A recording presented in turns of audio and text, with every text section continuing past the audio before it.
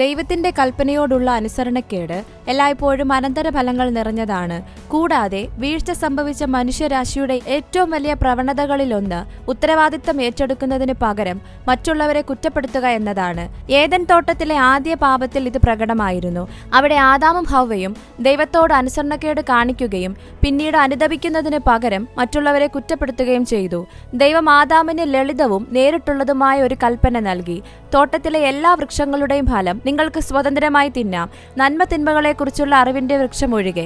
അതിന്റെ ഫലം തിന്നാൽ നിങ്ങൾ തീർച്ചയായും മരിക്കും. ഈ നിർദ്ദേശം വ്യക്തമായിരുന്നു. അനുസരണം ജീവനിലേക്ക് നയിക്കും, എന്നാൽ അനുസരണക്കേട് മരണത്തിലേക്ക് നയിക്കും. ദൈവം ഫലം തിന്നരുത് എന്ന് മാത്രമേ കൽപ്പിച്ചുള്ളൂ. എന്നിരുന്നാലും ഹവ്വ സർപ്പവുമായി സംഭാഷണത്തിൽ ഏർപ്പെട്ടപ്പോൾ അവൾ സ്വന്തം വാക്കുകൾ കൂട്ടിച്ചേർത്തു. എന്നാൽ നിങ്ങൾ മരിക്കാതിരിക്കേണ്ടതിന് തോട്ടത്തിന്റെ നടുവിലുള്ള വൃക്ഷത്തിന്റെ ഫലം തിന്നരുത്, തൊടുകയും അരുത് എന്ന് ദൈവം കൽപ്പിച്ചിട്ടുണ്ട് എന്ന് പറഞ്ഞു. ഇവിടെ ദൈവവചനത്തെ വളച്ചൊടിക്കുന്നതിന്റെ അപകടം നമുക്ക് ഇതിനകം കാണാൻ കഴിയും. ഈ സൂക്ഷ്മമായ തെറ്റായ പ്രാതിനിധ്യം അവളെ സർപ്പത്തിന്റെ വഞ്ചനയ്ക്ക് കൂടുതൽ ഇരയാക്കി.